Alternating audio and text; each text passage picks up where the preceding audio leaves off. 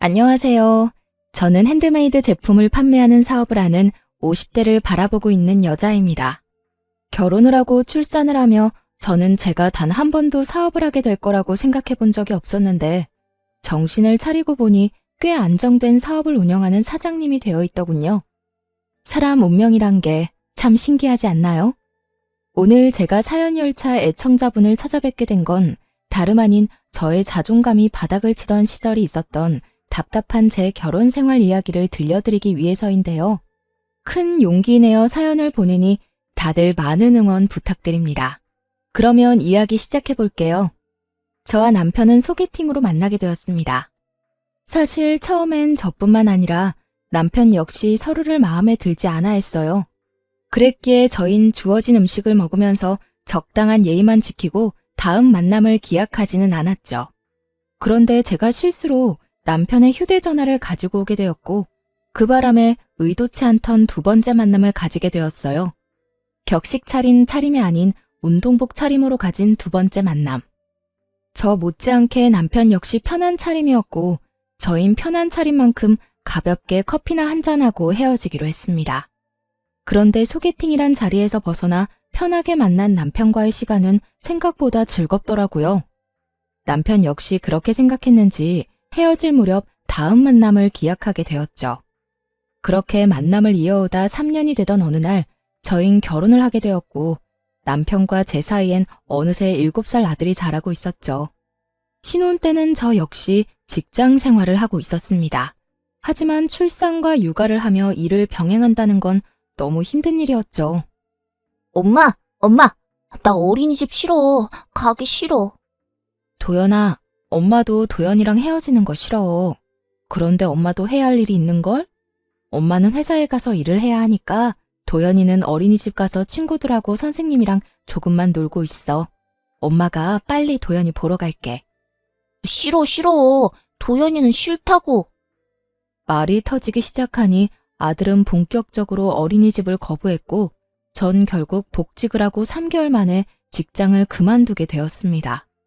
처음엔 남편도 제가 일을 그만두는 걸 반대한다거나 싫어하진 않았어요. 오히려 반기는 쪽이 가까웠죠. 아무래도 도연이 때문에 직장 생활을 더 하는 건 무리인 것 같아.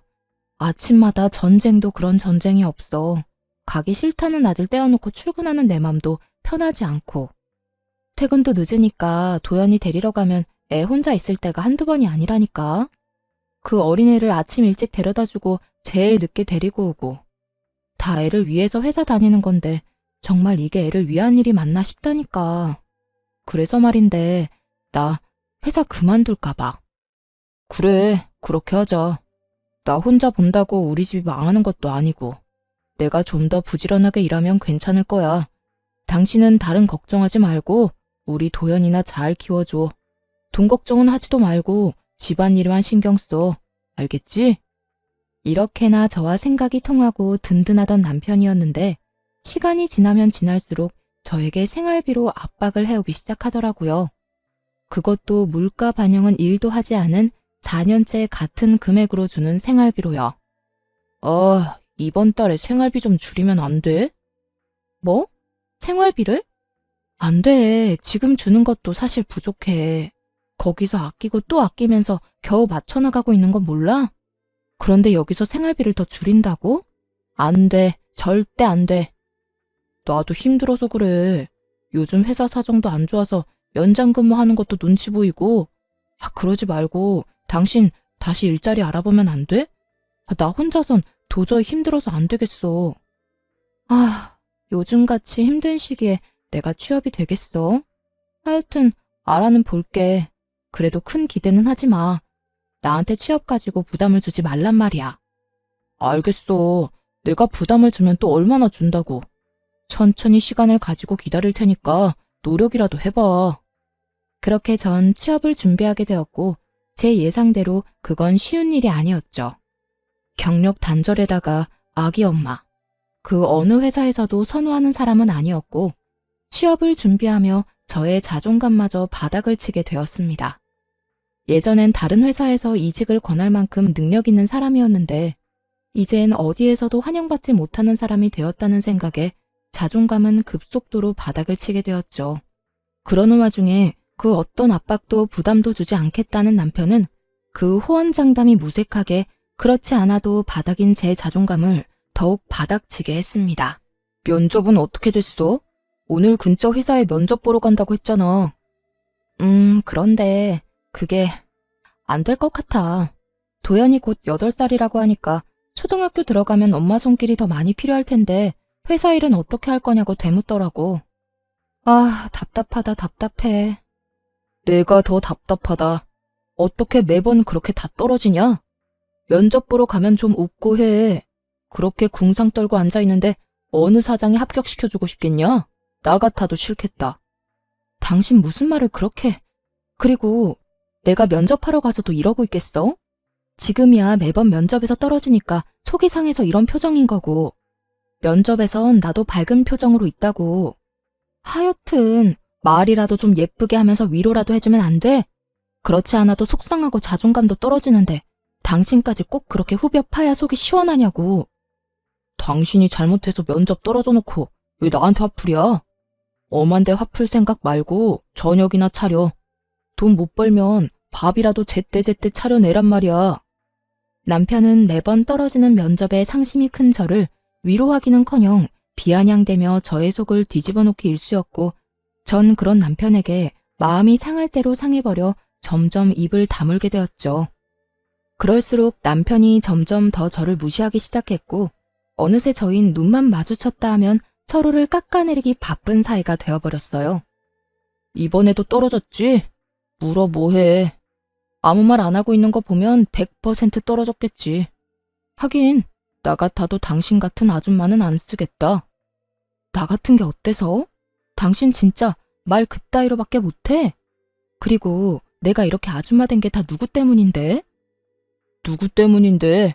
설마 나 때문이라고 할 건 아니지? 당신이랑 결혼하고 애 낳고 집안일 하느라 경력단절 된 건 생각도 안 하나 봐. 내가 만약에 일 안 쉬고 당신처럼 일했으면 아마 모르긴 몰라도 업계 최고 대우 받으면서 일했을 거야. 그건 당신 생각이고, 그리고 그렇다고 한들 그게 무슨 소용이야? 지금은 취업도 못하고 집에서 밥이나 축내는 밥순인데 말이야. 뭐? 밥순이? 참나 기막혀서. 그러는 너는 뭔데? 밥순이한테 밥이나 빌어먹고 사는 너는 뭐냐고. 뭐? 밥이나 빌어먹어? 너 지금 말 다 했어? 됐다. 말을 말자. 내가 무식한 여팻네랑 무슨 말을 하겠어? 이렇듯 끝은 무식한 여팻네였고 전 여팻네 말만 들으면 치가 떨릴 정도로 무시를 당하고 있었습니다. 그렇게 무시가 일상이 되던 어느 날 친정엄마의 생일이 다가왔고 전 늘 그렇듯 돈을 뽑아 봉투에 돈을 넣고 있었어요. 다른 때는 1년에 한 번 드리는 용돈이기에 시댁 친정 구분 없이 50만 원씩 드리고 있었지만 남편 놈과 돈과 취업 때문에 다툼이 잦은 시기라 눈치가 보이더라고요.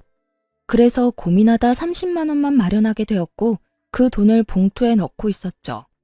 고작 30만 원에도 이렇게 눈치를 보고 살아야 하느냐는 마음에 참 속이 상하더라고요. 서럽기도 했고요. 말이야 바른 말이라고 육아하고 살림 사는 걸 시급으로만 따져받아도 이렇게 부모님 용돈 드리는 것까지 눈치 볼 일은 없었을 텐데 이딴 남편을 둔 가정주부들의 한탄스러움이 정말 무엇인지 단번에 느껴지는 날이었습니다. 그렇게 한탄스러우면서도 남편의 눈치나 살펴야 하는 저 자신과 처지가 싫기도 했고요. 그렇게 한숨을 푹푹 내쉬며 봉투를 준비하는데 남편이 방으로 들어오더라고요. 방으로 들어온 남편은 그냥 저를 스쳐 지나가는가 싶더니 제 손에 들린 봉투를 보곤 걸음을 멈춰 저에게 물어오더라고요. 웬 돈이야? 전혀 아무것도 모른다는 표정에 저는 반사적으로 고개를 들어 남편을 노려봤고 저의 눈빛에 의아해하던 남편은 이내 엄마의 생일이란 게 떠오른 듯 재빨리 말을 하더라고요. 아, 장모님 생신이지? 이번 주 주말에 같이 밥 먹기로 했어. 시간 괜찮지? 주말에? 나 안 돼. 당직 잡혀서 회사 나가봐야 해. 진작 말해주지. 일찍 알았으면 다른 사람이랑 미리 바꿨을 텐데. 당직이라 사실 알고 있었어요. 당직이 아니라는 걸 말이에요. 남편은 평소 가지고 다니는 수첩에 당직 날은 습관적으로 표시해두곤 했는데 엄마 생일이 있던 달이라 미리 남편 수첩을 확인했었거든요. 그래서 그날로 엄마와 약속을 잡은 거였기도 하고요. 하지만 남편은 당직이라며 저를 속였고 전 그 거짓말에 속아 넘어가기로 했습니다.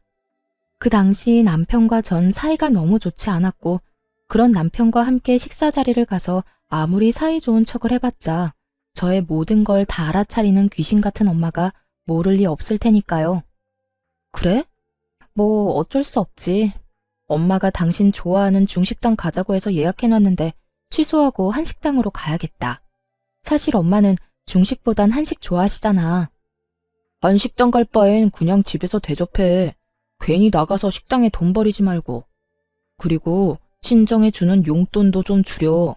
우리 형편에 50만 원이 가당키나 해. 아무리 1년에 한 번 주는 용돈이지만 요즘 같을 때는 너무 부담이야. 제가 알아서 30만 원을 챙겼을 때의 기분과 남편이 강요하는 상황의 기분은 정말이지 천지 차이더군요. 부담인 거 다 아는데 그래도 굳이 말을 그렇게 해야 해? 그리고 당신이 그렇게 말하지 않아도 30만 원만 뽑아왔어. 어련히 알아서 하지. 내가 당신이 그렇게 힘들다는데 50만 원씩 뽑아왔겠어?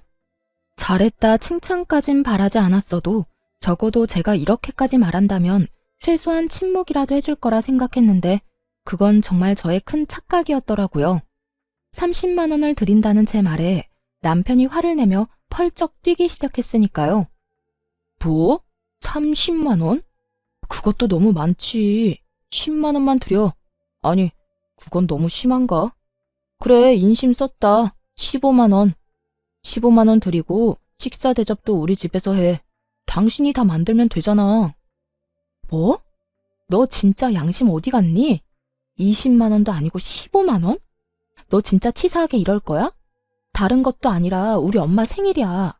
1년에 한 번뿐인 생일. 그런데 뭐? 15만 원? 생일 그게 별거야? 매년 오늘 생일 다 형편에 맞춰서 해드리면 되는 거야. 자식 힘들다는데 설마 더 달라고 하시기야 하겠어? 형편 같은 소리 한다. 다른 건 몰라도 30만 원은 드릴 거니까 그런 줄 알아. 저는 고함을 꽥 질러버렸고 남편은 그제야 좀 심했다 싶었는지 머리를 긁적이며 아무 말도 하지 않더라고요. 그런 남편을 보고 있는데 정말 이혼이란 말이 목 끝까지 차올라 금방이라도 툭하니 튀어나올 것만 같았어요. 하지만 그 순간 안방에 걸린 가족 사진이 보였고 그곳에 행복하게 웃고 있는 아들의 얼굴이 제 시야에 꽂혔죠. 돌싱남 돌싱녀들이 TV에 나와 새로운 인연을 찾아 나설 만큼 흠이 아닌 세상이 되었지만 자식이 있으니 이혼이 쉽지만은 않더라고요. 특히나 곧 입학을 앞두고 있는 아들에게 아빠를 빼앗을 순 없는 노릇이기도 했고 무엇보다 그대로 이혼을 했다간 제 능력 부족으로 아들을 보지 못하고 살 것이 뻔했기에 전 참고 또 참으며 말을 삼킬 수밖에 없었습니다. 그렇게 울분이 담긴 봉투를 챙겨 엄마를 만났고 제 계획대로 엄마를 한식당에 모시게 되었죠. 고급 한식당이 아닌 그저 평범한 식당이었지만 엄마는 참 기뻐하시더라고요. 딸밖에 없네. 엄마 생일이라고 외식도 시켜주고 말이야. 에이 엄마 그런 말 하지 마. 더 좋은 곳에 모시고 싶었는데 미안해. 내가 취업만 하면 엄마 좋은 데 모시고 가서 거하게 대접할 테니까 그때까지 건강하기만 하셔요. 생신 축하해요. 그래 고맙다. 요즘 많이 힘들지? 젊은 사람들도 취업이 힘들다고 난리던데 넌 더 힘들겠지. 그래도 너무 낙담하지 말고 알겠지? 난 괜찮으니까 너무 걱정하지 마. 얼른 먹자. 나 배고파. 그렇게 식사 자리가 끝나고 계산을 하려는데 엄마가 미리 계산을 해버렸다고 하더라고요.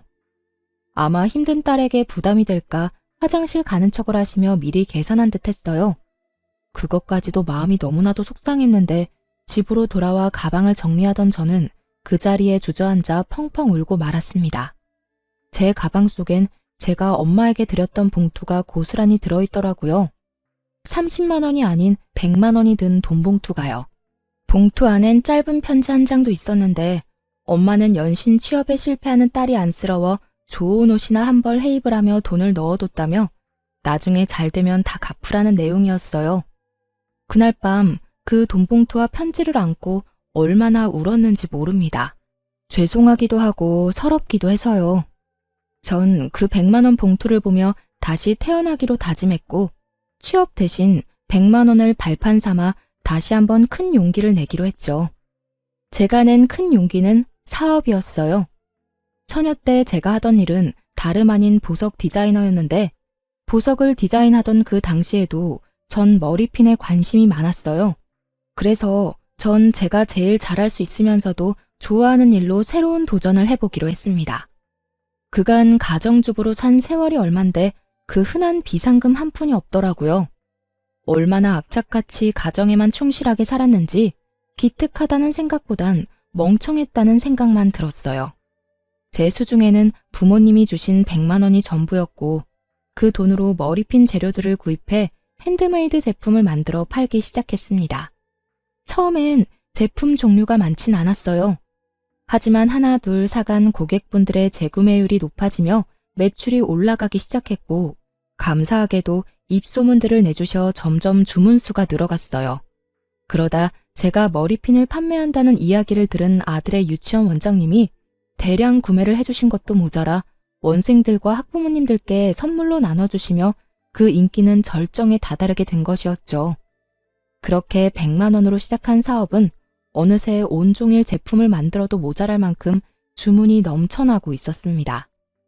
혹시나 망할 수도 있는 일이고 혹여나 그렇게 된다면 또 남편에게 모진 말들을 들을 수 있으니 굳이 남편에게 알리지 않고 시작했었거든요. 그런데 저의 사업은 어느새 작업실을 따로 얻어야 할 정도로 규모가 커져 있었죠. 그렇게 몸도 마음도 바쁜 사이 시모의 생일이 다가왔고 저 역시 남편과 마찬가지로 참석조차 하고 싶지 않았지만 그랬다간 또 무슨 불호령이 떨어질지 모르는 일이니 참석하게 되었어요. 여보, 어머님 용돈 준비했어? 안 했으면 내가 은행 간 김에 뽑아올까? 아니야. 내가 준비했어. 그래? 식당 예약도 당신이 했다고 했지? 웬일이래? 평소에 귀찮다고 신경도 안 쓰던 사람이. 어디 예약했어? 집에서 가까워? 어딘지 말하면 당신이 다 알아. 그냥 당신은 내가 운전하는 차 타고 가서 밥만 맛있게 먹고 오면 돼. 얼른 가자. 이러다 늦겠다. 남편은 평소와 다르게 시모 생일 준비를 혼자 다 한 상태였고 그런 남편이 저는 이상할 수밖에 없었습니다. 그도 그럴 것이 지난 결혼 생활 동안 친정은 물론이고 시댁일에도 남자가 뭘 아냐고 하며 귀찮은 일은 전혀 나서지 않던 남편이었으니까요. 하지만 이런 저의 의아함은 약속 장소에 도착하고 난 후 다 풀리게 되었죠. 남편이 시모 생일이라고 예약한 식당은 고급 한식당으로 유명한 곳이었기 때문이었죠. 저에겐 돈이 아까우니 엄마 생일상을 집에서 차려주라던 남편놈은 제가 돈이 없어 차마 모실 생각도 못한 한식당에서 제일 비싼 코스로 예약했더군요. 아무리 자기가 번 돈으로 자기 부모한테 쓴다고 한들 이토록 차이나게 대접할 거라곤 상상도 못했던 터라 그 배신감은 더욱 크게 다가왔습니다. 거기에다 용돈 봉투까지 두둑하게 준비해 제 앞에서 시모에게 건네는데 정말 눈이 돌아버릴 지경이었어요. 엄마, 여기 용돈 필요한 데 쓰세요. 생신 축하드려요. 어머, 아들. 정말 고맙다. 그렇지 않아도 요즘 여기저기 쓸 데가 많았는데 역시 우리 아들뿐이야. 그런데 봉투가 좀 두껍다. 작년보다 훨씬 많은 것 같은데 요즘 우리 아들 벌이가 좀 되나 봐. 경기 안 좋아서 다들 힘들다고 난리던데. 역시 우리 아들 능력도 좋아. 에이, 얼마 안 돼요. 내년 생신 땐 더 드릴 수 있도록 노력할게요. 말이라도 고맙다, 아들. 화기애애한 그 분위기 속에서 진심으로 웃지 못하는 건 저뿐이었습니다. 우라가 치밀어 올라 당장이라도 그 상을 엎어버리고 싶은 걸 그야말로 죽을 힘을 다해 참고 또 참았어요. 그 순간 제가 표정 관리를 어떻게 했는지 무슨 말을 어떻게 했는지 기억이 나지 않을 정도니까요. 전 그만큼 화가 나 있었고 남편에 대한 분노로 치가 다 떨릴 지경이었어요. 그렇게 인고의 시간이 지나고 집으로 돌아온 저는 그야말로 개거품까지 물며 남편에게 따져 물었어요. 너 진짜 이럴 거야? 이렇게 치사하게 나올 거냐고. 정말 화가 나는 게 남편의 태도였어요. 저는 화가 치밀어 올라 거품까지 물며 따지는데 남편은 정말로 아무것도 모르겠다는 표정과 목소리로 저에게 왜 난리를 부리냐고 하더라고요. 내가 뭘 어쨌다고 이 난리야? 전 이런 남편의 태도에 더욱 화가 났고 그간 쌓아왔던 울분을 토해냈죠. 몰라서 물어? 식당부터 시작해서 용돈까지. 우리 엄마 생일 때 너 뭐라고 했어? 돈도 없는데 집에서 모시라면서. 그리고 용돈은 또 어떻고. 20만 원도 아까우니까 15만 원 주라고 그렇게 화를 내놓고선 오늘 어머님께 드리는 거 보니까 적어도 100은 돼 보이더라. 어떻게 그렇게까지 차별을 할 수가 있어? 뭐든 적당히 해야지. 네 엄마만 부모고 내 엄마는 남이다 이거니? 엄연히 따지면 남이 맞잖아. 그리고 당신 엄마는 당신이 챙기고 우리 엄마는 내가 챙기는 게 당연한 거잖아. 당신은 오히려 나한테 고마워해야 해. 당신이 장모님한테 드린 용돈도 내 돈으로 드린 거잖아. 그러니까 지금 당신이 나한테 화낼 게 아니라 고마워해야 하는 거라고. 30만 원이든 15만 원이든 그게 얼마든 당신이 나 없었으면 그 돈을 줄 수 있었을 거라 생각해? 뭐? 당신 진심이야? 정말 진심으로 그렇게 생각하고 있는 거야? 그리고 더 솔직하게 말하면 나 사실 당신 집에 돈 주는 거 아까워. 형편이 좋으면 몰라.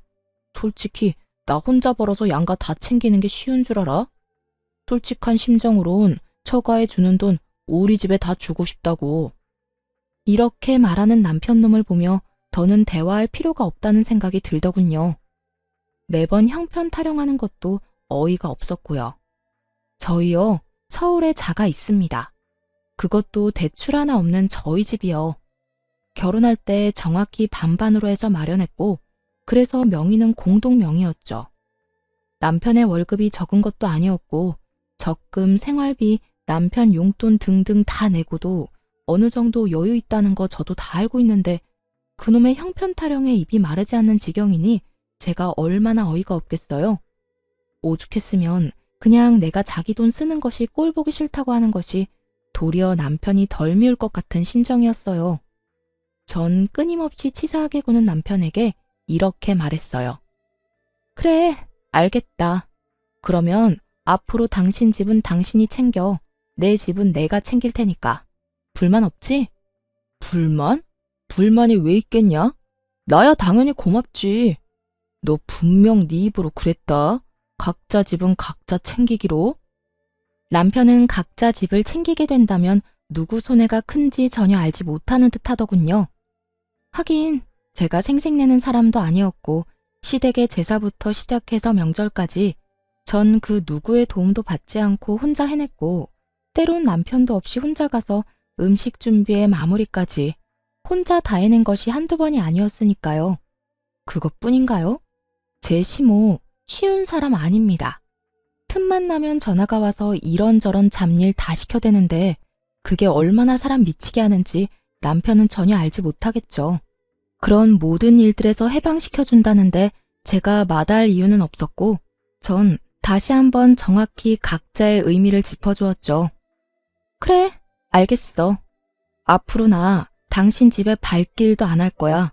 각자 집 챙긴다는 거엔 제사, 명절, 생신 다 포함되는 거 알지?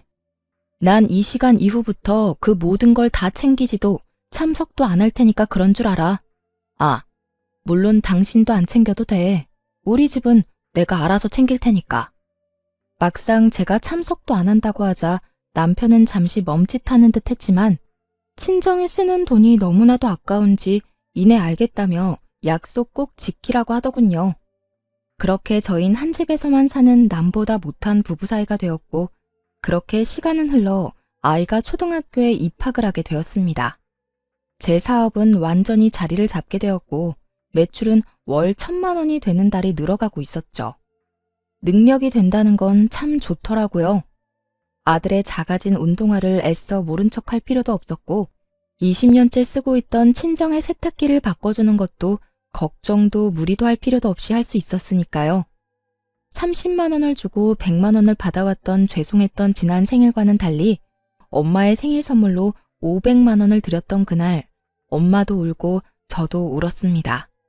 그렇게 제가 눈물로 행복한 날들을 보내는 사이 또다시 시모의 생일이 다가왔어요. 저희가 각자 집은 각자 챙기기로 한 후 처음 맞는 시모의 생일이었죠. 저는 약속한 대로 그리고 제가 선언한 대로 시모 생일은 신경 쓰지도 않았고 그랬기에 참석도 하지 않았습니다. 그 대신 전 엄마를 모시고 그때 시모의 생신날 갔던 저에겐 돈이 없어 차마 엄마를 모시고 가지 못했던 그 한식당에 가게 되었죠.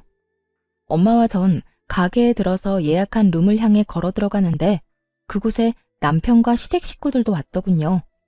혹시나 하는 마음이 있긴 했지만 같은 시간대에 만나게 될 거라고는 생각도 못했는데 이를 어쩌나 했어요. 하지만 다행스럽게도 남편을 제외한 시댁 식구들은 저를 보지 못했고 저를 발견한 남편만이 저와 눈이 마주치게 되었죠. 전 그런 남편을 무시한 채 재빨리 엄마를 모시고 룸으로 들어가 버렸고 그런 저의 태도에 화가 난 남편이 저를 주차장으로 불러내더군요. 왜 오라가라 난리야. 엄마랑 같이 온 거 못 봤어? 엄마 혼자 두기 그러니까 할 말 있으면 얼른 해. 너 진짜 이럴 거야? 휴대전화도 끄고 뭐 하느라 우리 엄마 생일에 얼굴도 안 내비친다 싶었더니 네 엄마랑 여기까지 밥 먹으러 왔어? 당신이 그러고도 며느리야? 어떻게 며느리가 시어머니 생일에 참석도 안 할 수가 있냐고. 이거 왜 이래? 우리 약속 잊었어? 각자 집 각자 챙기기로. 당신 그래서 우리 아빠 생일도 참석조차 안 했던 거 기억 안 나? 지난달 친정아빠 생일에 자신은 참석하지 않고 돈도 쓰지 않아도 된다며 신나서 콧노래까지 부르던 것이 기억이 나지 않는 것 같아 콕 집어주었죠. 제 말에 남편놈은 그제야 생각이 난 건지 얼굴까지 붉히며 저를 노려보더군요. 그렇게 보면 어쩔 건데 다 당신이 자초한 일이야. 그러니까 나한테 여기서 괜한 시비 걸지 말고 들어가서 네 가족들이랑 시간 보내. 제 말에 할 말이 없어진 남편은 씩씩거리는가 싶더니 저에게 손을 내밀더니 이렇게 말했어요. 내놔, 내 카드. 뭐? 내 카드 내놓으라고. 당신 여기 내 카드로 결제하려고 했지? 그런데 어쩌냐? 나는 내 돈으로 당신하고 당신 가족 배불려 줄 생각 전혀 없는데. 사람이 변해도 어떻게 이렇게까지 변할 수가 있는 것인지 그 순간 저는 이때껏 왜 이런 남자와 뭐 때문에 함께 살았나 하는 생각이 다 들더군요. 전 남편의 손에 카드를 던져주다시피 돌려주며 이렇게 말했어요. 아 그래? 이까지 카드 한도 얼마나 된다고 이 난리야? 이딴 카드 쓸 일도 없고 앞으로도 줄 필요 없으니까 당신이 다 해. 이걸로 사랑하는 당신 가족 밥이나 사주면 되겠네. 제 말에 남편은 코웃음까지 치며 이렇게 묻더라고요. 뭘 믿고 이러는 거야? 어디 취업이라도 했어? 네, 그래요. 전 그때까지도 제가 사업을 하고 있으며 그 사업으로 대박이 났다는 사실을 알리지 않고 있었어요. 아니, 정확히는 알릴 수가 없었죠. 남편놈은 저와 한바탕 하고 난 후 생활비조차 주지 않고 있었고 그렇게 무책임하게 굴면서도 단 한 번 저에게 돈이 필요하지 않냐고 묻지도 않았으니까요. 그런 남편에게 굳이 제가 알릴 필요도 알릴 틈도 없었던 겁니다. 취업은 무슨? 내가 어떻게 취업을 하겠어? 틀린 말은 아니었어요. 사업으로 성공을 하게 됐지만 취업에 성공한 건 아니었으니까요. 제 말을 들은 남편은 더욱 의아하다는 얼굴로 저에게 따져 묻기 시작했어요. 그러니까 내가 생활비도 안 주는데 네가 무슨 돈이 있어서 여기를 왔냐고. 당신이 생활비 준 게 언제인지 기억도 안 나는데 그동안 생활은 걱정은커녕 아들 용돈 한 번 걱정하는 법이 없더니 고작 식사 한 끼 네 돈으로 사줄까봐 걱정은 되는가 봐?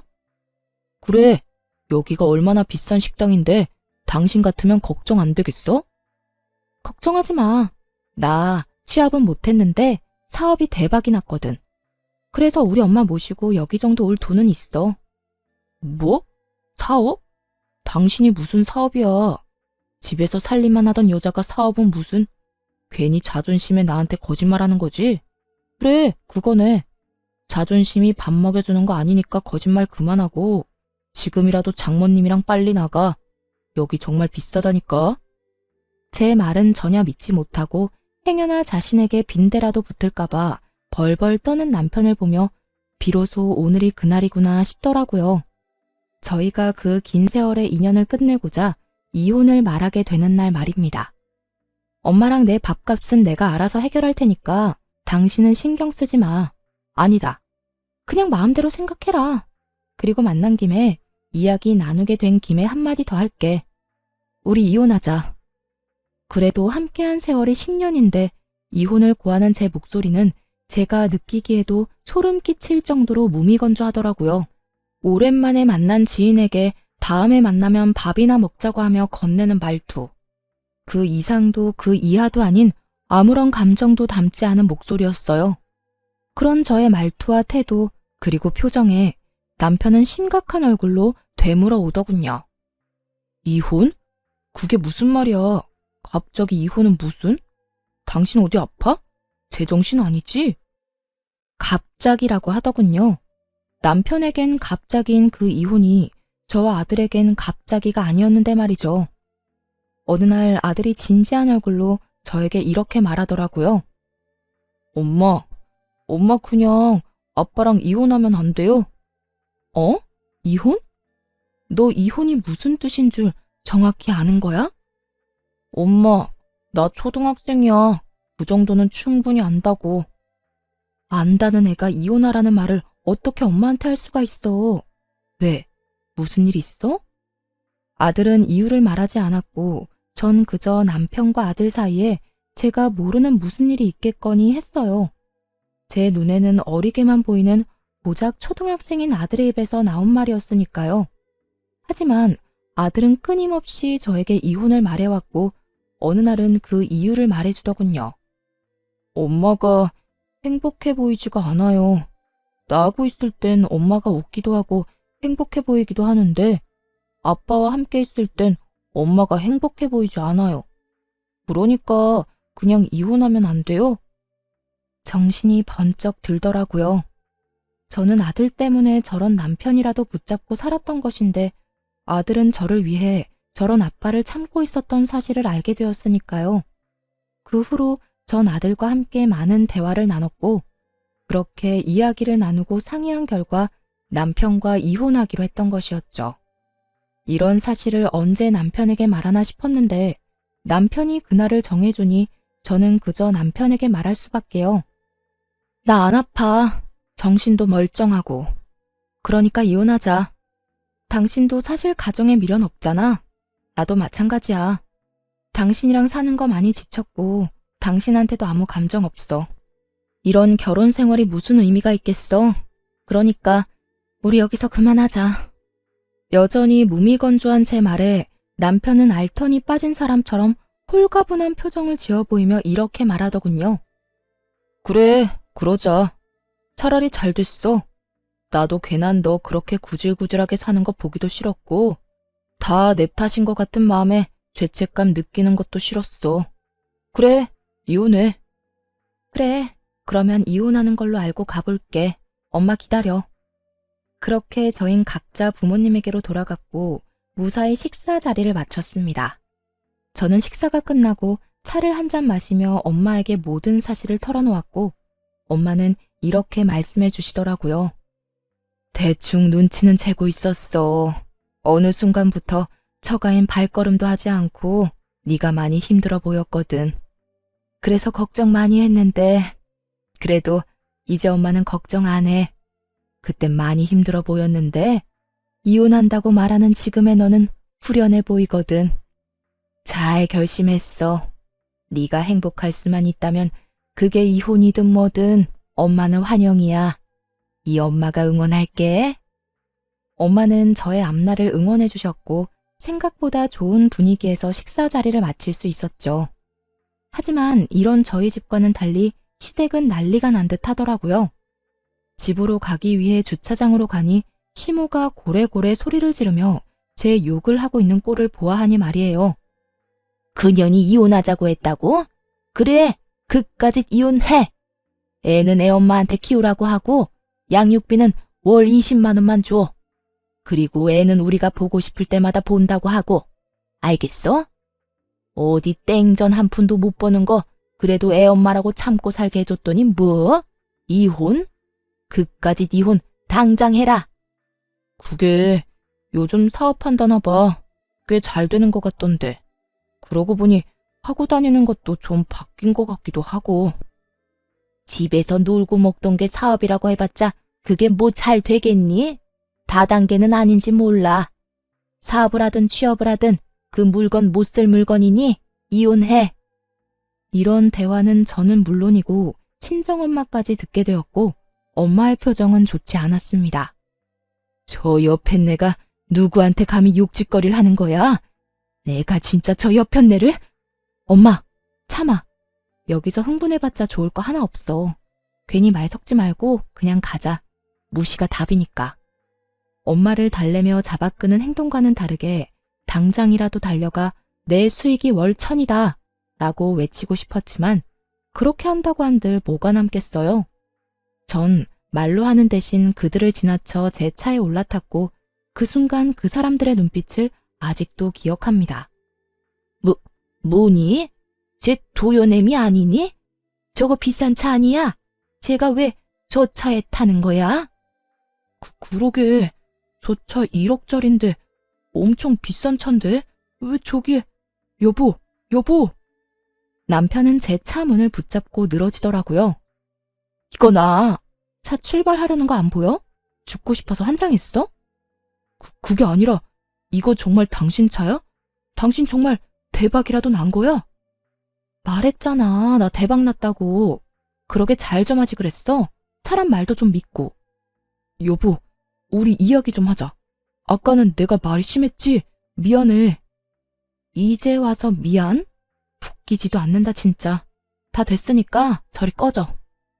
전 남편을 있는 힘껏 밀어버리고선 그대로 차를 몰고 주차장을 빠져나왔어요. 룸미러를 통해 보니 남편은 거의 울 것 같은 얼굴로 제 차를 쫓아오다 넘어져 버렸고 시모는 자리에 털썩 주저앉아 있더군요. 그 후로 저는 바로 이혼을 진행했고 남편은 그제야 끝까지 저에게 매달리더라고요. 여보, 우리가 이혼은 무슨 이혼이야. 내가 바람을 피운 것도 아니고 당신한테 나쁜 짓을 저지른 것도 아니고 이까진 일로 이혼한다고 하면 사람들이 다 비웃는다고. 사람들이 뭐라고 하든 난 상관없어. 그리고 당신이 나한테 한 행동이 외도하고 다른 게 뭔데? 당신은 말로 나한테 상처를 줬고 행동으로 나한테 배신감을 안겨줬어. 난 더는 당신을 사랑하지 않고 당신 같은 사람을 믿지도 않아. 여보, 내가 미안해. 나 정말 반성 많이 하고 있다고. 그래, 우리 도연이. 당신은 도연이 생각 안 해? 도연이가 아빠 없다고 손가락질 받길 바라는 건 아닐 거 아니야. 나도 그것 때문에 참고 살았는데 당신 아들 도연이가 제발 나더러 당신하고 이혼하라고 하더라. 뭐? 우리 아들이? 우리 아들이 왜? 거짓말이지? 도연이가 그랬을 리가 없잖아. 도연이가 내가 불행해 보인대. 당신이랑 있는 내가 행복해 보이지 않아서 차라리 이혼했으면 좋겠다고 하더라. 애가 그런 생각을 할 때까지 당신은 뭐 했냐? 도대체 뭘 했길래 내 아들이 나한테 그런 말까지 하게 만들었냐고. 충격적인 진실 앞에 남편은 할 말이 없는 듯 가만히 있더라고요. 오만 생각이 남편의 머릿속에 오가는 것 같기도 했고요. 우리 아들, 나 이혼하고 나면 당신 보고 싶지도 않대. 그러니까 그런 줄 알고 이혼 준비해. 남편은 이런 제 말에도 아무 말도 하지 않고 돌아갔고 그렇게 이혼은 진행되었습니다. 재산 분할이 제일 걱정이었는데 긴 세월 남편이 생활비 한 번 주지 않았고 양육에도 무관심한 태도에서인지 모든 것은 저에게 유리한 조건으로 끝이 났고 양육권 역시 아들의 뜻에 따라 당연히 제가 가지게 되었어요. 아들은 강력하게 아빠는 보고 싶지 않다는 자기 의사를 전했고 그 덕에 전 남편은 아들의 얼굴조차 제대로 볼 수 없는 처지가 되었습니다. 그렇다고 해서 전 남편의 처지가 불쌍하다거나 안쓰럽다거나 그런 감정은 전혀 들지 않더라고요. 마지막으로 본 전 남편의 충격적인 얼굴이 신경 쓰이긴 했지만 평소 남편은 아들에 대해 이렇다 할 정도의 정이 없던 사람이었으니까요. 이혼을 하며 알게 된 사실인데 전 남편의 말이 씨가 된 것인지 전 남편의 회사가 정말로 힘들어져 인원 감축에 들어가게 되었다고 하더라고요. 그 결과 평소 능력이 없던 남편이 잘리기 직전이란 말을 듣게 되었죠. 거기에다 그간 전 남편에게 뭐든 넙죽넙죽 잘 받던 전 시모는 막상 전 남편이 이혼한 것도 모자라 회사까지 잘려 전 시댁에 신세를 질 위기에 놓이자 딱 잘라 안 된다며 내쫓아버렸다고 하더군요. 이러한 사실은 전 시모의 입을 통해 직접 듣게 되었죠. 무슨 일로 전화까지 주셨어요? 저 이제 어머님 며느리 아닌데요. 나라고 전화하고 싶어서 한 줄 아니? 네 남편 여기 왔다 갔다. 제 남편 아니고 어머님 아들이요. 저 이혼한 거 잊었어요? 그래, 내 아들. 방금 너랑 이혼하고 회사까지 잘린 내 아들 왔다 갔다. 꼴을 보아하니 마땅히 오갈 데도 없는 것 같더구나. 그렇다고 내가 나이가 몇 살인데 이 나이에 아들까지 끼고 살 순 없는 노릇이라 그대로 내쫓았다. 잘하셨네요. 그런데 그걸 왜 저한테 말하세요? 저는 궁금한 적도 알고 싶지도 않은데요. 말버릇하고는... 에휴, 너 화난 거 나도 안다. 그런데 들어보니 너도 잘한 거 하나 없더구나. 그러니 너도 잊지 마고 그만 아범 데리고 가거라. 아무리 밉다고 해도 네 새끼 아빠인데 저대로 둘 수는 없는 노릇이지 않니? 내가 보아하니 반성 많이 한 듯하니 데리고 가서 잘 구슬려서 데리고 살아. 알겠니? 이혼한 지가 언젠데 왜 그때까지 제게 시모짓거리를 하려고 하는지 이해가 되지 않더라고요. 하긴 애초에 이해가 되는 사람이었다면 자기 아들이 저에게 그딴 식으로 굴 때 가만히 보고만 있지도 않았겠지만요. 전 그때까지 큰 착각을 하고 있는 시모에게 단호하게 한마디 해주고 전화를 끊어버렸습니다. 어머님, 아니, 아줌마, 전 분리수거도 안 되는 그딴 쓰레기 필요 없어요. 제 아들도 더 이상 아빠가 필요 없다고 하고요. 뭐? 너 지금 나한테 아줌마라고 했니? 어디서 건방지게 어른한테 그딴 투로 짓거리는 게야? 제가 이혼한 지가 언젠데 언제까지 어머님이라고 불러드릴 거라 생각했어요. 말이야 바른 말이라고 이젠 아무 관계도 아닌데 아줌마가 맞지 않나요? 저요, 바빠요 아줌마. 일도 해야 하고 아들도 키워야 하고요. 그러니 이딴 일로 연락하지 마세요. 더는 목소리도 듣고 싶지 않네요. 끊을게요. 전화를 끊어버린 저는 전화번호를 바꿔버렸고 혹시 하는 마음에 아들 역시 번호를 바꿔버렸습니다. 그렇게 그 지긋한 인연도 끝이 났어요. 그 후 저는 아들과 함께 잘 살고 있습니다. 이혼을 하고 난 후 제법 자란 아들이 저에게 이런 말을 해주더라고요. 엄마, 이제 정말 엄마가 행복해 보여. 그래서 나도 행복해. 그러니까 엄마, 앞으로도 많이 행복해 해줘. 나도 행복하게 말이야. 아들, 고마워. 사랑해. 나도 사랑해, 엄마. 그 말에 왈칵 눈물이 쏟아져 내리더라고요. 품 안에서 울고 웃던 아들이 어느새 자라 엄마의 행복이 자신의 행복이라 말하는 걸 보며 눈물이 나기도 했고 행복함에 웃음이 나기도 했으며 아들에게 참 고맙기도 했습니다. 만약 그 힘든 시절 아들의 말이 아니었다면 저는 어떻게 됐을까요? 그 쓰레기 같은 인간과 부부란 이름으로 아무 의미 없는 관계를 유지하며 제 인생을 갉아먹고 있지 않았을까요? 그 모든 것이 아들을 위한다는 큰 착각 속에서 말이죠. 그 삶은 결코 행복하지 않았을 뿐더러 끝도 없는 불행에 저는 병들어갔을 겁니다. 여러모로 아들의 존재가 오늘따라 더 감사하게 느껴지네요. 전 앞으로도 아들을 잘 키우는 것은 물론이고 힘들게 자리 잡은 제 사업이 흔들리지 않게 잘 유지하며 제 행복을 위해 살아갈 예정입니다. 제가 행복해야 아들 역시 행복하다고 하니 부지런히 행복해 보려고요. 때론 혼자인 것이 이겨낼 수 없을 정도로 힘이 드는 날이 오겠지만 둘이어서 외로울 때보단 그게 뭐든 덜 힘들지 않겠어요? 전 그게 뭐가 됐든 이겨낼 자신이 있거든요. 이로써 저의 긴 사연도 끝이 났네요. 저는 이혼을 마음먹기 전까진 이런 것도 이혼 사유가 될 수 있나 하는 걱정을 많이 했던 것 같아요.